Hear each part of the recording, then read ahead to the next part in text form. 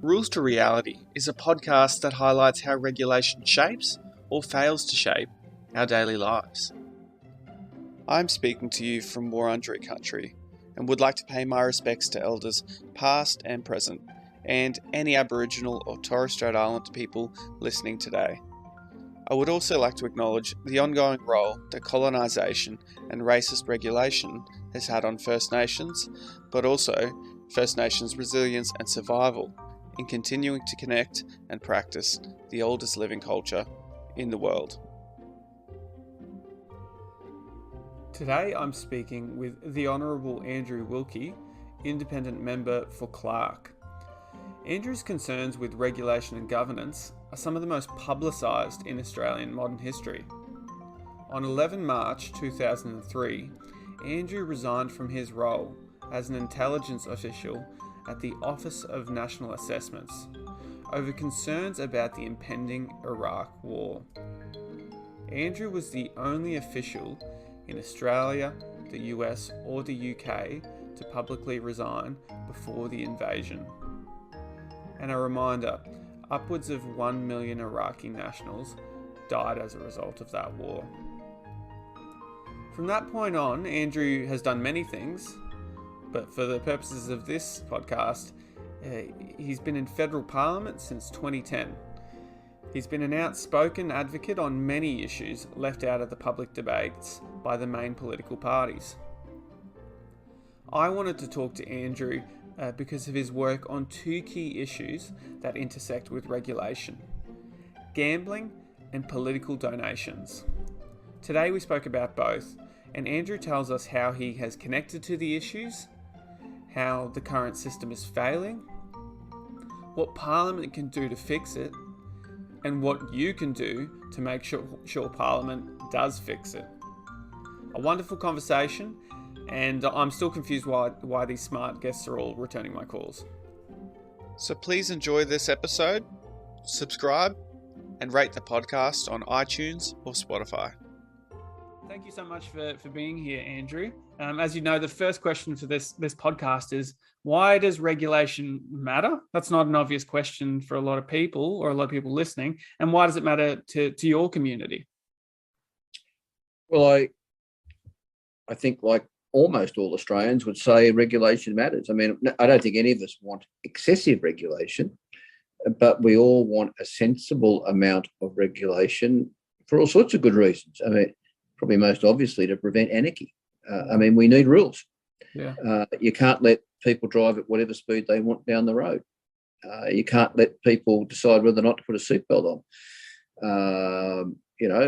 Certain things are a crime. Certain things are prohibited. Certain things are penalised. But it's not just about anarchy. It's also about promoting public health and public safety. Yeah. What better time to be talking about the need for rules for public health than right now? We can debate till the cows come home what are good rules and what are bad rules and where has the government got it right or wrong.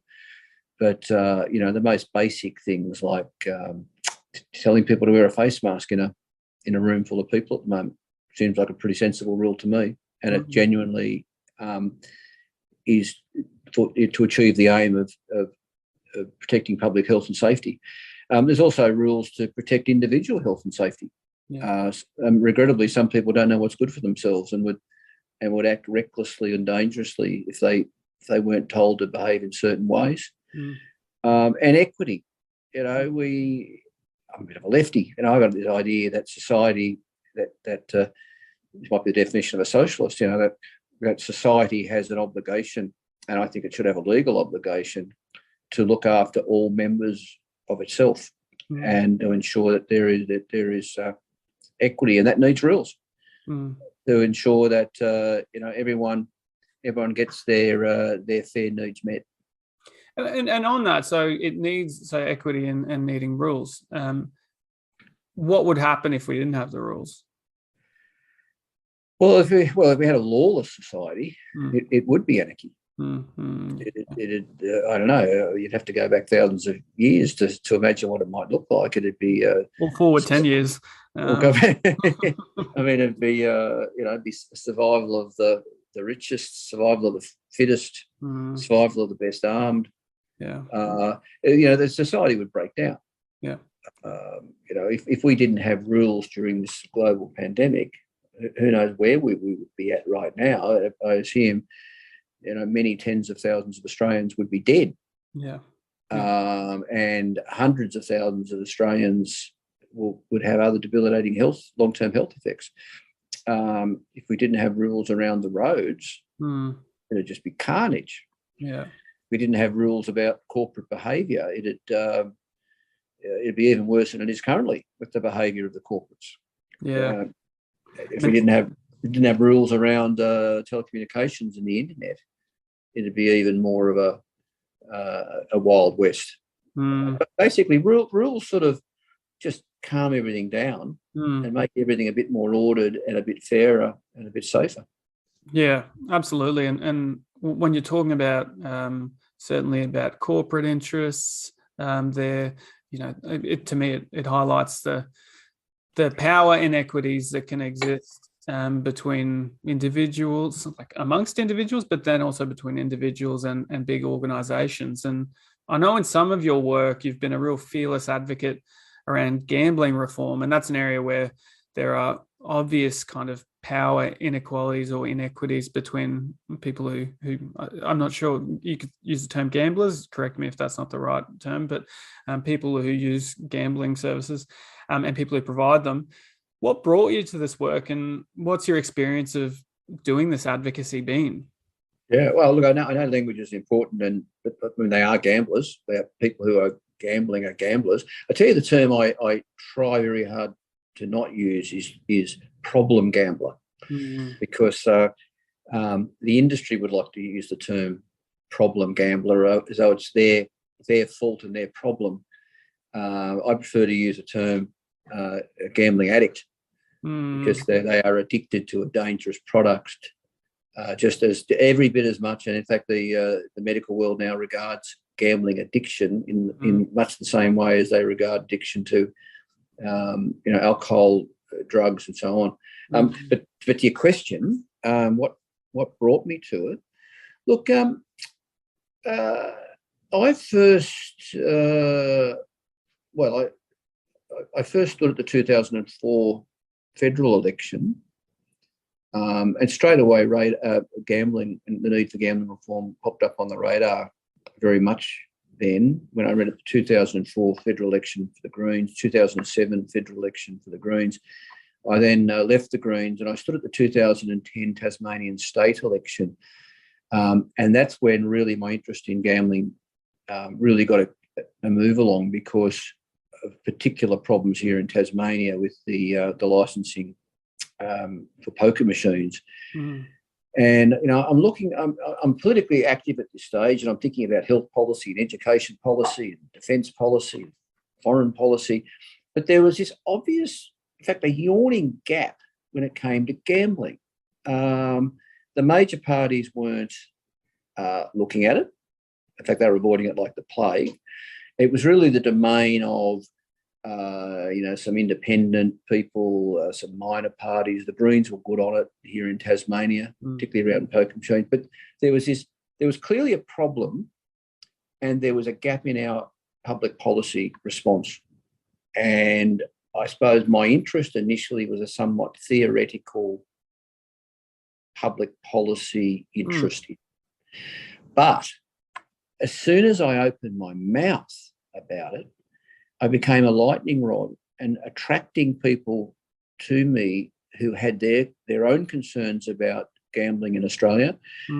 And more often than not, it was gambling addicts coming to me to tell me their story, or the families or the friends or the co-workers of gambling addicts came to tell me their story. And very quickly, I'd heard a great many stories. And now, so I was elected in 2010, now 2022, thousands of stories, thousands of people have told me their story. And it very quickly morphed from a sort of theoretical public policy curiosity to personal. It's personal. I admit that. I don't shy away from it. It's personal. I have heard so many stories that have brought me to tears Yeah. I have known people who have suicided, who subsequently suicided. I know the families and friends of people who have self-harmed, have lost, and so that's how it really sort of, and there is just such a disconnect between lawmakers and the community they're supposed to represent. It remains one of the biggest failures in public policy in this country that you have governments and alternative governments who are not disinterested in the issue. They are activists in support of the gambling industry. Right. And it's just remarkable that you can have so many people being hurt in so many ways, and that is not being addressed by, the federal government, the federal opposition, in Tasmania, the state government, the state opposition. In fact, when I look around Australia, the only jurisdiction which has done a better job than anyone else would be probably WA. Right. Where, I don't know, that might surprise you. You weren't expecting that. But, in WA, they've kept poker machines out of pubs and clubs. And, they're restricted to the casino. So I applaud the WA government for that. The rest of the country, including the two territories, pokies are widespread. And in fact, they governments defend the gambling industry at every turn. In fact, they're investors in the gambling industry. The Labor Party indirectly owns poker machine venues, workers' clubs in the ACT, Randwick Labor Club. Wow. Just about all the parties accept big donations from the industry. Government, to give governments credit, though, they are more interested in reform with online and sports betting. There is some interest, and there has been some movement on that, which is a federal government responsibility. Okay. And that's a long-winded way of saying you can't hear this many stories and not care. And if you do hear these stories and don't care, then you're a heartless bastard. Well, we found our we found our soundbite for this episode. The last 5 seconds. I can't imagine it. So I've got my own lived experience in mental health issues and mental work in the mental health sector personally, and I know that gambling is such a huge driver of distress and suicide. And so, I applaud you for the work, and it is terrifying how absent it's been in our public discussions. And you touched a bit on there about some of the harms, but could you unpack it a little bit more? So what are some of the harms that you see at an individual level arising from gambling? And what do you see at maybe a broader community or systemic level? Well, a gambling addict by definition is gambling more than they can afford. So if you have less money than you need, then everything starts to unravel. You can't meet your own individual needs. You can't meet the needs of your family. You can't pay your bills. And the kids suddenly, the kids go without breakfast. The family can't pay their power bill. You fall behind on your mortgage. And all of the difficulties of financial hardship then kick in. And of course, that puts enormous strain on relationships. Marriages fall apart, families break up. It then affects your health, as you've already referred to, mental health. You become mentally and physically unwell. You can't hold down a job. You're mentally unwell. You might steal from your job. I've heard that too, because yes. Yes. To keep yourself afloat. Not all gambling addicts. No. Gambling addicts resort to deceit and criminal behaviour, theft. and every so often we see something in the media about that. In fact, I'm reminded that some years ago the Victorian government there was some academic research in Victoria which showed that gambling addiction was the second most prevalent cause of crime, second to the drug trade and drug abuse. And is criminal law really the way to deal with that, or is this a public health issue? Well, no, because it's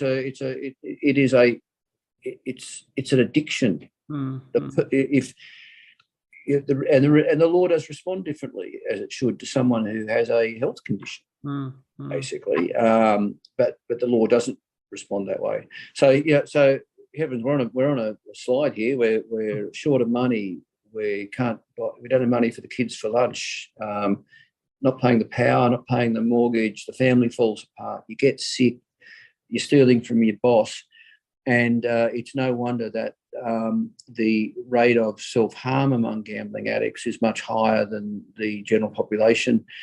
We don't know how many people suicide as a direct result of gambling addiction, but I've seen very, very conservative calculations, at least one person every day in this country. In fact, more than one person every day in Australia. Certainly, I've seen good analysis that points to more than 400 a year in Australia of suicides. And that doesn't include other incomplete suicides and and suicide anyway in this country is very underreported as well. Yeah.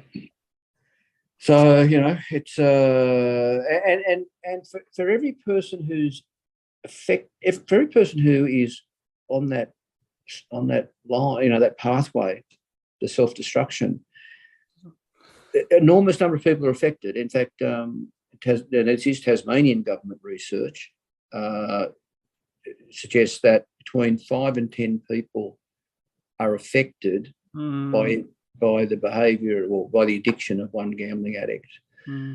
So if there's 100, and some people say there's about 100,000 poker machine, gambling addicts in Australia at one point in time, that means between 500,000 and 1 million people are affected by the addiction of that person. Yeah. So that's just the individual level. Yeah, exactly. Well, I suppose we've started to talk about the effect on the community. If someone's short of money, it puts pressure on the not-for-profit sector, who try and bail them out. They lose their house, they're homeless, pressure on homelessness and crisis accommodation services, added people, extra people wanting or needing public housing, extra people, fronting up to the hospital ED, extra people going on government pensions and payments. The effect on the community is great. And again, leaning on Tasmanian government research, the gross cost to the community of gambling is 2 to 3 times the taxation value collected from gambling. So it's a significant financial weight on the budget. It's incredible. What's that? It's incredible. It's incredible. Yeah, I mean the figures speak for themselves. So when politicians think they've got to support the gambling industry because of all the taxation revenue, we're talking billions of dollars of taxation revenue across the country, billions of dollars. They see these rivers of gold coming into Treasury, but the cost to the community is multiples of that. Yeah. But it's all buried in 101 little areas and often picked up by not-for-profits in the private sector. It has a huge impact. It's incredible to think about it. The scale of the obviously the individual harms, but like you say, the broader harms on the state and the economic sort of dimensions of the state, that we have to fund all of these other systems just to allow this gambling operators to operate to no benefit of the community. So it's what a waste of time and resources and people's lives to allow a sector to operate relatively unregulated. I mean, I'd be keen to know if you think they should operate at all, but operate but relatively unregulated. Like you say, when the sort of the net benefit is not there, it's a net loss. Yeah, but I tell you what, though, Simon, there's a net benefit for someone. Yeah. The industry donates enormous amounts of money, and I hope we get to talk a bit about donation reform. You know, the gambling industry donates a lot of money to political candidates and political parties, and I can't remember the exact figure, but a rough order of magnitude over the last decade or so, Crown has made about $20 million in political donations, a couple of $1 million a year. Incredible. Well, no one invests that sort of money without expecting a return on their investment. Yeah. Well, let's jump to that. So, and we'll talk about what the Commonwealth can do after that. So, yeah. I mean, political donations. We had a release of some data earlier this week around political donations. That was I saw reported in The Guardian. It's a huge issue that you've taken up. You've touched on. You've touched on Crown and the donations they've made to government. Do you think that there's some proposals or changes that we should be making at a Commonwealth level to deal with political donations, or at a state level, I might add? Oh, definitely at state and federal. I'm sitting here in Hobart. We have the worst political donation laws at the state level of any jurisdiction. We have virtually no laws down here around political donations.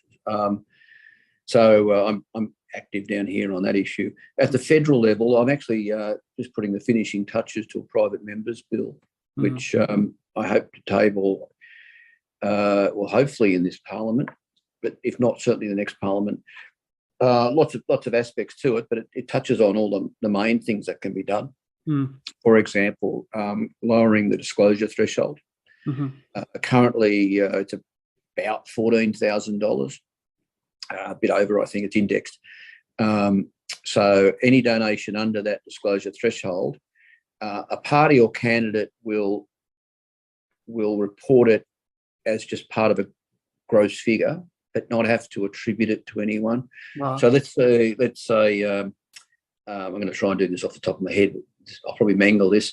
Let's say I get 5 donations from 5 different people, $10,000 each. On my disclosure return, currently I just list total amount of donations $50,000, number of donors 5, and we don't know where from. You don't know where from. If someone gives me $15,000, that's added to the gross figure, but I have to identify that donor. Yeah. So let's lower the donation threshold, the disclosure threshold from about $14,000 to $1,000. Yeah. So that allows, say the public servant who doesn't want to be seen to support a political party and wants to donate $20, $50, $100, $900, they can do that and their identity is shielded. But someone who's handing over more than $1,000, they need to put their name to it publicly. Yes. So lower the disclosure threshold. Real-time reporting. There's no reason why in this day and age the AEC or parties or candidates can't have up on a website donations above the disclosure threshold. Have it up within, a couple of days, something like that. It's like 18 months now, isn't it, or something like that? Yeah.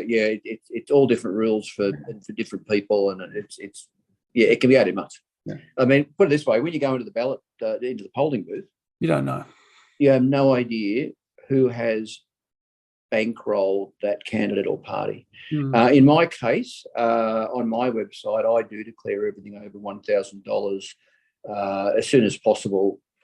Once I can just get it up. Work out how to turn the computer on, within a day or two.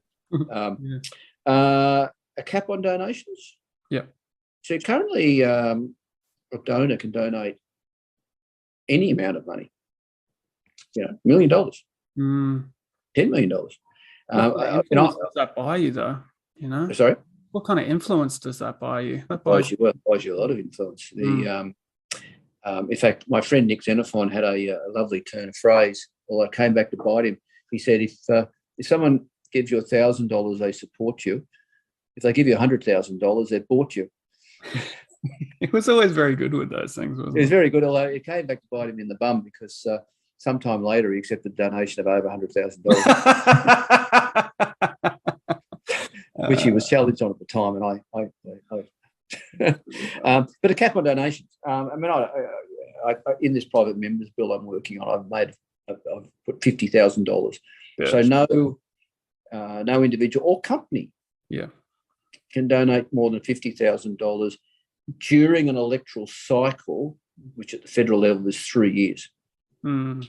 So if Woodside was to give someone $50,000 total over 3 years, that's going to, I don't know, Woodside's a good example, but our company, Acme, generic company, they buy a lot less influence with $50,000 than $1 million. Absolutely. And that huge amount of money, I imagine, diminishes my influence as well, right? So it's not just about the influence they have; it's about the impact that has on my ability to influence, the Labor Party to deal with, or the Liberal Party to deal with the mining or climate change or something like that. Yeah, absolutely. So a cap on donations, and I think we could even do what Kiwis do and have a cap on expenditure. In New Zealand, some items expenditure like TV and stuff there is some sort of cap on how much candidates and parties can spend. And also, and this is an important one, is change the definition of donation to include any act or payment that materially benefits a candidate or party. Yeah, because you could just do some pretty indirect kind of mechanisms currently, I imagine, right? Well, at the this is a state example, but at the 2018 Tasmanian state election, a number of groups ran anti-Labor ads because Labor briefly wanted gambling reform. I remember that. Yeah, and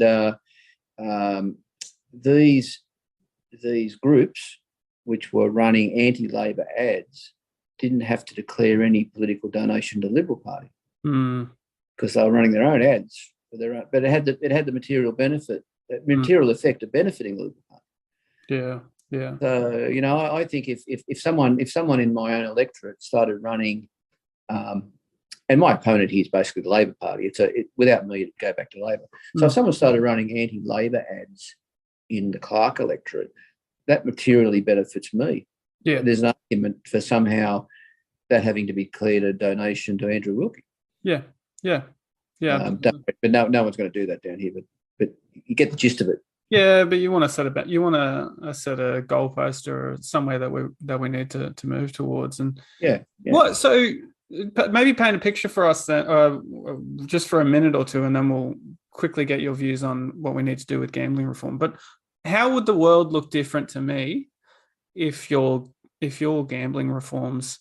If I look at my government, how would it look different if your political donation laws passed? What would I see that's different?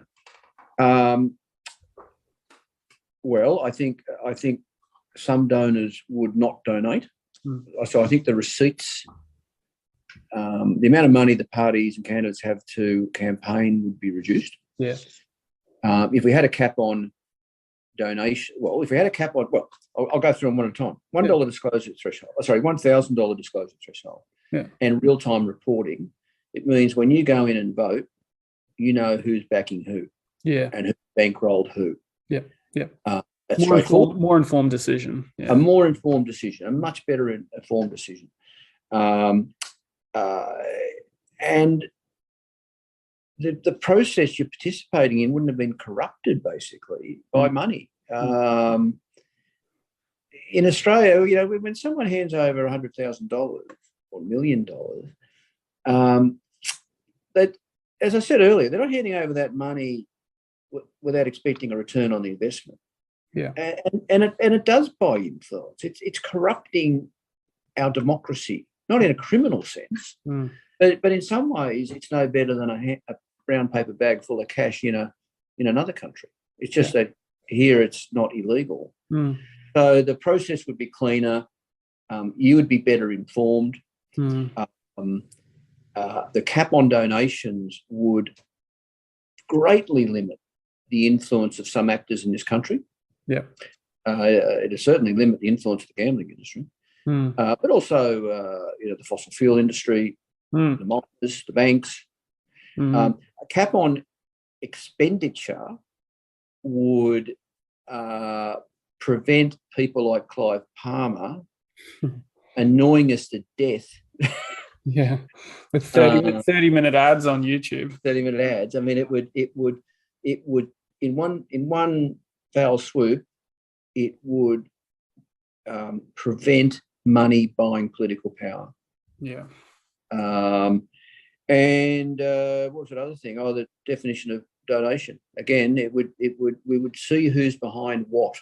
Yeah. And by shining a light on stuff, a bright light, sunlight, it kills a lot of bugs. Yeah. Yeah. It kills a lot of germs, and it would do the same in the electoral process.